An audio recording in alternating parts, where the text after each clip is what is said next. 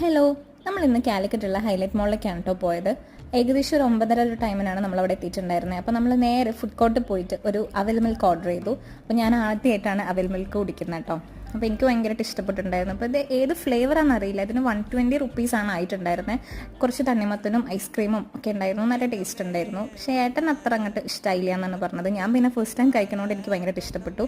അപ്പോൾ ഇന്ന് ആക്ച്വലി നമ്മുടെ ഫസ്റ്റ് എൻഗേജ്മെൻറ്റ് ആനിവേഴ്സറി കൂടിയാണ്. അപ്പോൾ പുറത്തേക്കൊക്കെ പോകാമെന്ന് നമ്മൾ ഒന്ന് പ്ലാൻ ചെയ്തിട്ടുണ്ടായിരുന്നു. അപ്പോൾ ഇതൊക്കെ കഴിച്ചതിന് ശേഷം നമ്മൾ നേരെ ഒരു സിനിമയ്ക്ക് കയറി. പ്രേമലു ആണ് കാണാൻ പോയത്. പാലക്സി സിനിമാസ് ഹൈലൈറ്റ് മോൾ ഓപ്പൺ ചെയ്തു എന്ന് അറിഞ്ഞപ്പോൾ തന്നെ നമുക്കവിടെ പോയി പടം കാണണമെന്നുണ്ടായിരുന്നു.